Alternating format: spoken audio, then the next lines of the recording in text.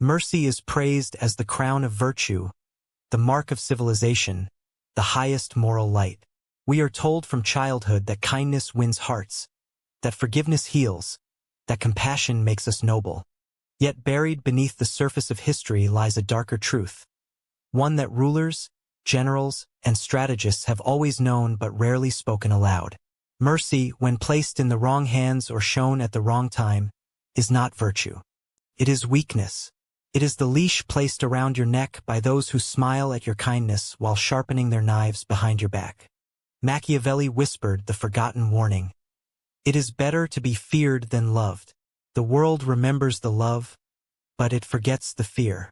So the question becomes, is kindness truly noble, or is it the invisible chain that keeps you bound, harmless, and controlled? You live in a world that secretly punishes strength and rewards weakness, at least on the surface. From the earliest age, you're told that mercy is the highest virtue. Turn the other cheek. Forgive endlessly. Let go of anger. These ideas are preached not to empower you, but to tame you. Society doesn't teach you to be merciful out of love. It teaches you to be merciful so you are easier to control. Think about it. When someone disrespects you and you're told to forgive, who benefits? Not you. The offender does. They learn that your boundaries are elastic, that your patience is bottomless, that your silence is guaranteed. Mercy becomes a free pass for exploitation. In truth, it is not the shield of the noble. It is the open gate through which enemies walk in and take what they want. This is the hidden system. Mercy is weaponized as a moral trap. Culture paints mercy as enlightenment, while beneath the surface it erodes your ability to command respect. The merciful man becomes predictable. He tolerates insult, accepts betrayal, suppresses his rightful anger. He tells himself he is being good, but to rivals he is announcing, I will not fight back. And once people know you will not fight back, you are no longer a man of virtue, you are prey. History proves this again and again. Empires have crumbled because leaders showed mercy to enemies who later returned stronger. Kings were betrayed because they spared men who deserved execution. Even in modern times, workplaces, relationships, and friendships follow the same law. Show too much leniency, and people take it as weakness. They push further, take more, and lose respect for the one who forgives too easily. Your rivals do not respect your mercy. They exploit it. They see your tolerance as softness, your forgiveness as permission, your compassion as surrender. And every time you bow to this cultural script, you reinforce their belief that you are a man who can be bent, broken, and used. The most dangerous part? You begin to internalize it. You start believing that your softness makes you better than others, while deep down you are eaten by frustration. You smile through gritted teeth, while your spirit is drained by the unspoken truth. Mercy has made you weak. This is the problem society doesn't want you to see. Mercy, disguised as virtue, is the silent enemy eroding your dominance. And until you strip away this illusion, you will remain a prisoner, chained not by your rival's strength, but by your own misplaced kindness. We were all raised on the same stories. The fairy tales where the kind prince wins, the merciful hero defeats evil, the noble king is loved by all. Movies repeat the same script. Goodness always triumphs. Mercy is the path to victory. Love redeems even the darkest enemy. Feels comforting. Feels safe. But it is a lie. Real history tells a different story. Empires were not built by mercy. They were carved with ruthless strategy. Ruthless generals, cunning rulers, cold philosophers. These are the architects of power. Mercy, when shown too often, has destroyed more leaders than it ever saved. As Machiavelli wrote, a prince who relies solely on mercy will be ruined by those who do not. This lie of virtue is not harmless. It is a weapon. By making you believe that good people always win, society ensures that you stay obedient, soft, and harmless. If you think that kindness guarantees success, then you will endure disrespect while waiting for a victory that will never come. And in that silence, others, those who reject the myth, will climb over you. Contrast the fantasy with reality. In fairy tales, The merciful king spares his enemies and gains loyalty. In history, spared enemies regroup, plot revenge, and return to burn kingdoms to the ground. In movies, mercy makes a man admired. In real life, mercy makes a man ignored, stepped on, and forgotten. This doesn't mean cruelty for its own sake. It means strategy. The world does not reward passive goodness. It rewards calculated strength. It rewards those who know when to be cold, when to be firm, when to strike without hesitation. Machiavelli understood this truth clearly. Fear creates stability. Mercy invites rebellion. People may admire a merciful leader, but they obey a strong one. The harsh truth is this: mercy is often self-indulgence disguised as morality. It feels good to forgive, to believe you're taking the higher ground. But in hierarchies, in the workplace, in relationships, in politics, mercy without strategy is suicide. The moment others sense you will not retaliate, they begin to test your limits. One disrespect becomes 2, then 10, until you are no longer respected at all. This is the great myth society feeds you, that nobility equals power. But true power lies in clarity, the clarity to know when mercy is strength and when it is betrayal of yourself. Those who cling blindly to mercy are devoured by those who see through the illusion. The question is simple. Do you want to be admired for your kindness while losing everything, or feared and respected for your strength while holding power? History has already chosen its answer. The rest is up to you. History is written in iron and fire, not in mercy. And when mercy has been given too freely, it has often bled empires dry. Take Julius Caesar. When he triumphed in Rome's civil wars, he was urged to kill his enemies. But Caesar was merciful. He pardoned Brutus, Cassius, and many others who had raised arms against him. That mercy became the crack where betrayal entered. The very men he spared were the ones who stabbed him to death on the Senate floor. His legacy is remembered, but his mercy ended his reign. Contrast this with Genghis Khan. He was not admired for compassion, but feared for ruthlessness. When cities resisted, he razed them to the ground, leaving no chance for rebellion. His strategy was simple: destroy once, and others will not dare resist again. The result? An empire stretching farther than Rome ever dreamed, lasting generations through fear, respect, and calculated cruelty. Another lesson: Tsar Nicholas II of Russia. He tried to govern with mercy, softening punishments, listening to those who opposed him. Instead of gratitude, he was met with contempt. His kindness was seen as weakness, fueling the revolution that toppled his throne and ended with his family executed in a basement. His mercy did not save him. It destroyed him. Now look at Napoleon. He understood that mercy had to be controlled, never blind. When enemies defied him, he struck swiftly, decisively. When he did spare, it was only to strengthen his image of power, never to show softness. He balanced fear and respect, creating a dominance that terrified Europe for decades. Mercy has always been a gamble, and history shows the odds are cruel. In leadership, the merciful ruler is betrayed, the forgiving general is outmaneuvered, the tolerant king is toppled. But the ruthless strategist, the one who knows when to cut ties, when to punish, when to make fear outweigh love, he is the one who survives. And those who forget this truth become its sacrifices. Mercy is blood in the water. It attracts sharks. Once given blindly, it signals weakness to those waiting in the shadows.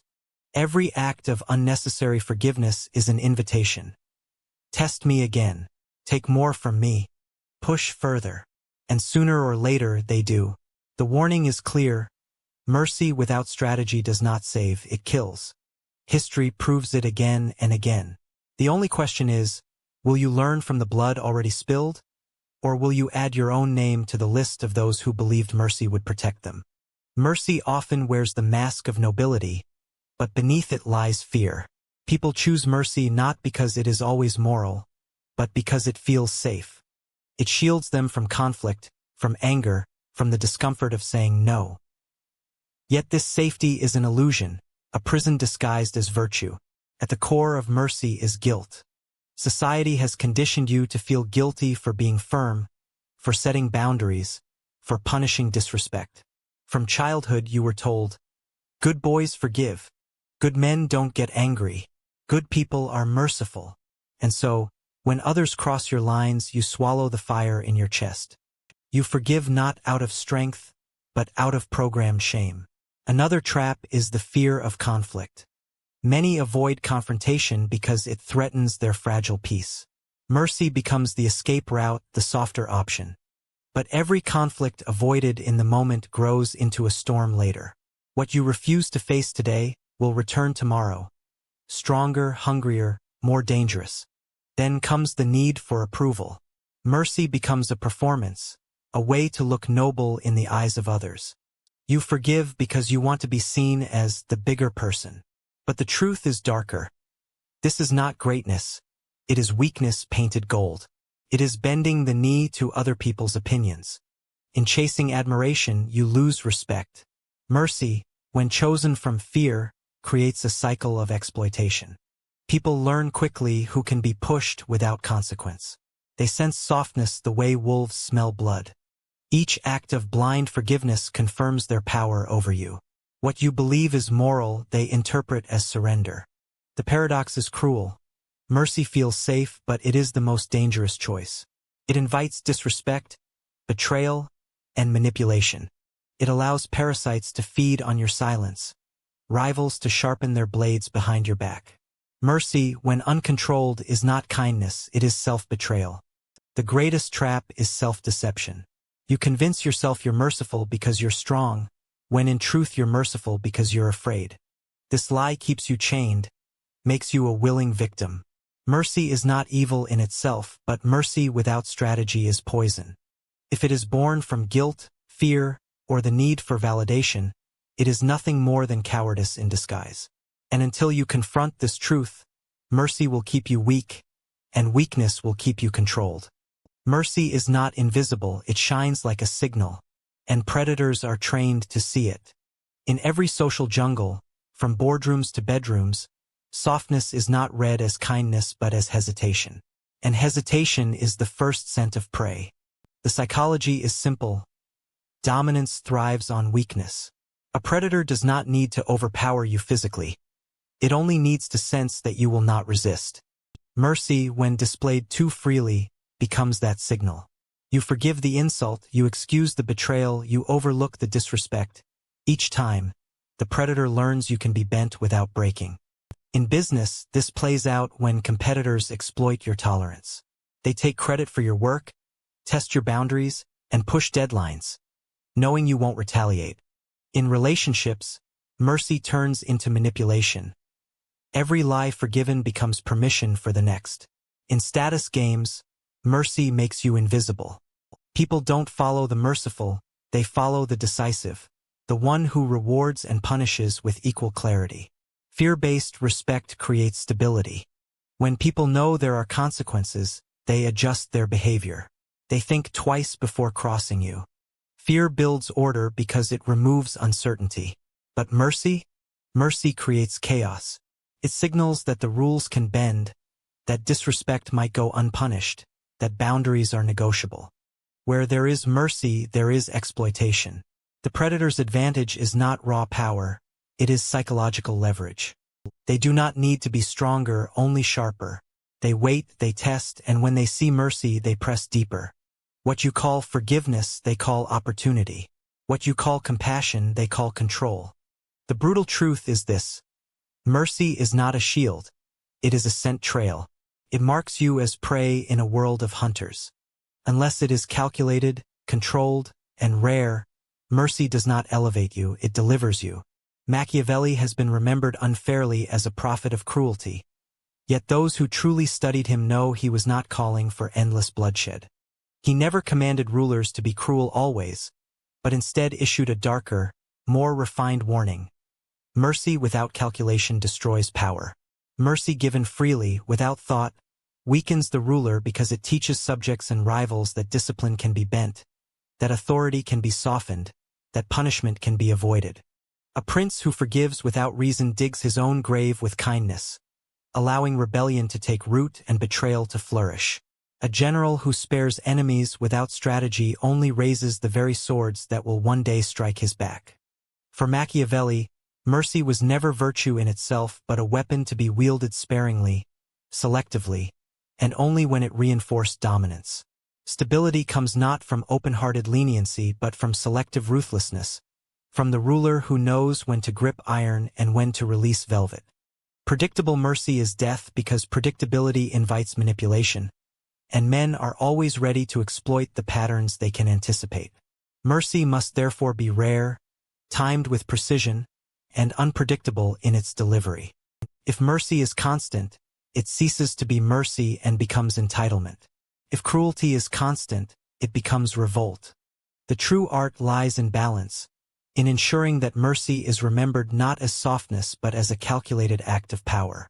Fear, when tempered with respect, creates order, but love without fear collapses into chaos. Mercy must never be a reflex, never a weakness disguised as morality, never an escape from the hard choice of discipline. It must be a performance, a demonstration that the ruler can destroy but chooses not to, and that his choice is never guaranteed. Mercy is not forbidden in Machiavelli's world, it is simply never free.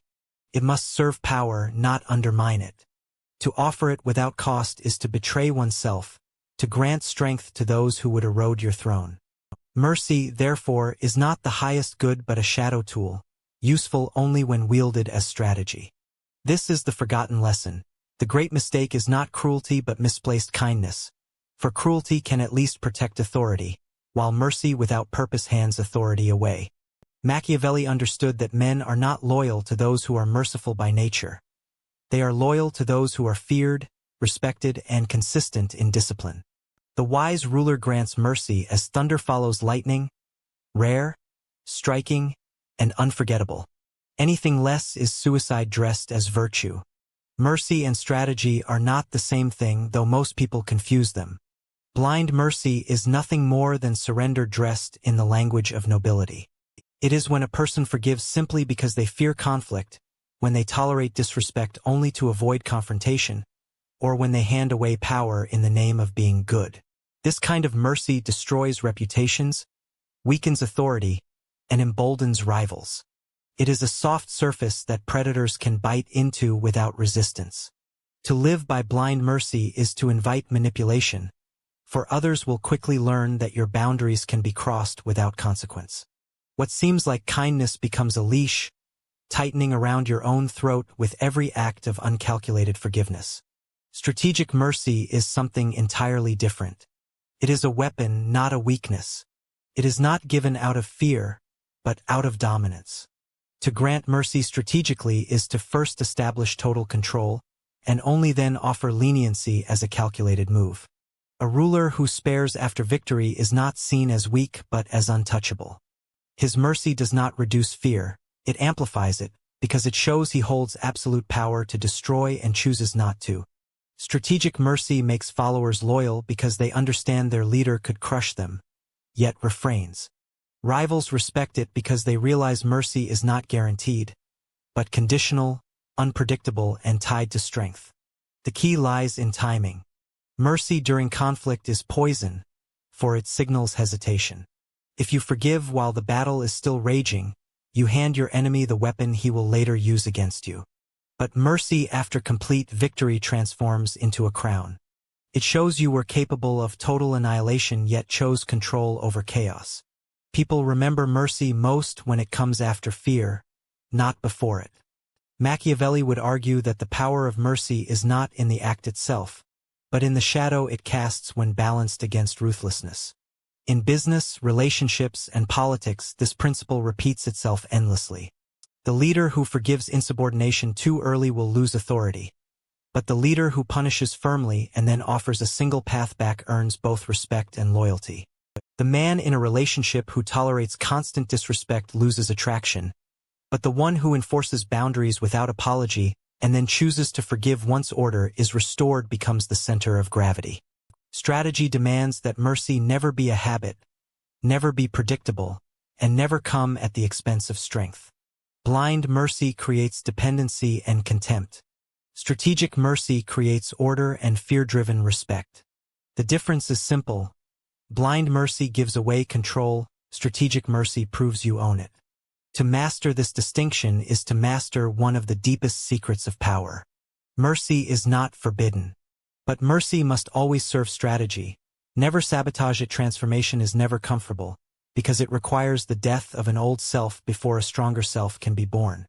The merciful victim you have been programmed to become must be dismantled, piece by piece, until nothing soft remains except what you allow to exist for strategic reasons.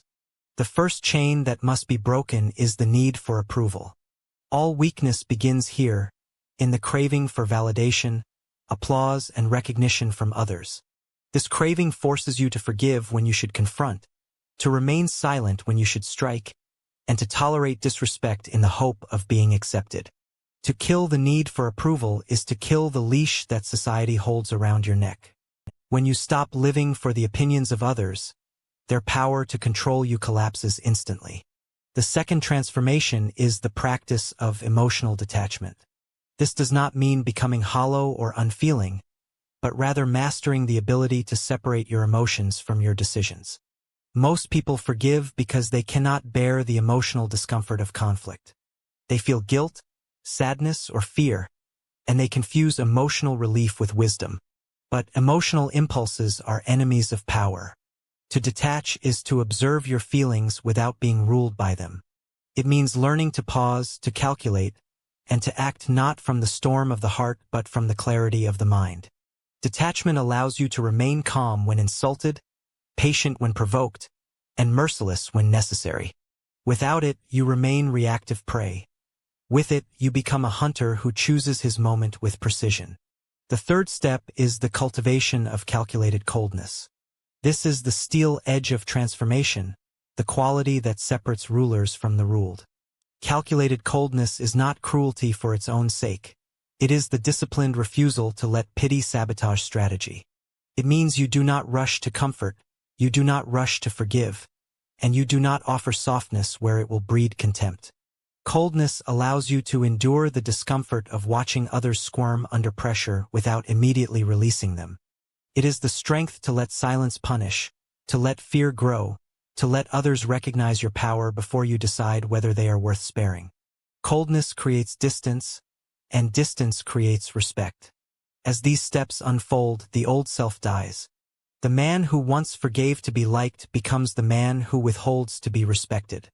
The person who once avoided conflict becomes the one who commands it. The transformation is not into a cruel monster, but into a strategic ruler who uses mercy sparingly, fear deliberately, and strength unapologetically. Mercy is no longer his reflex, it is his instrument. Approval is no longer his addiction, it is his weapon. And emotions are no longer his chains, they are signals he interprets without bowing to them. This is the path from merciful victim to strategic ruler, and it begins the moment you decide that power is more important than comfort. Power is not proven by softness. It is revealed in the ability to choose softness when it is no longer required. This is the paradox that Machiavelli whispered centuries ago and the world has chosen to forget. Mercy without power is not mercy at all. It is slavery in disguise. It is the rope placed around your own neck, waiting for another's hand to pull tight. But mercy with power is something else entirely. It is the silent gift of a ruler who does not fear rebellion, a gesture offered from the throne, not from the ground. To give mercy when you could destroy is not weakness, it is control. Imagine the throne not as gold and jewels, but as stone and shadow. Around it stretch the figures of rivals, once defiant, now bowed in silence. Their loyalty is not purchased with kindness, but with fear, with the understanding that your mercy is unpredictable, rare, and therefore priceless. They do not love you. They respect you, they fear disappointing you. They know that the mercy you extend today could vanish tomorrow if they mistake it for softness. This is what separates the sovereign from the servant. The sovereign decides when mercy is given, and the servant begs for it. History is clear. Leaders who clung to mercy as a shield fell under the blade of those who wielded it as a sword. The ones remembered are not those who forgave endlessly, but those who forged order through calculated severity. To rule is to decide who suffers and who breathes freely. To lead is to determine who walks away intact and who becomes the warning for others. Mercy can exist within this, but only as seasoning. Too much and the entire dish rots, too little and the taste becomes unbearable. The art is balance, the science is calculation, and the power is never relinquished.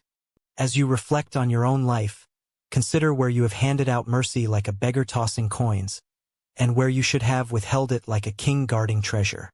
Every unnecessary pardon, every undeserved forgiveness, every tolerance of disrespect has cost you a piece of your throne.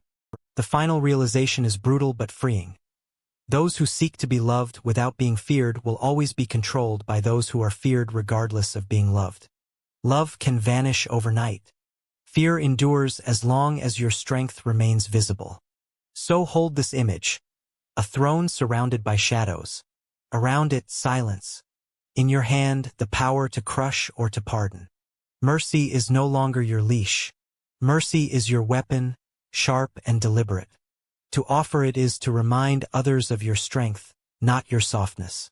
To withhold it is to remind them of your control. This is the final truth. Mercy is not noble, it is not weakness. It is dominance when it is given only by the one who cannot be challenged.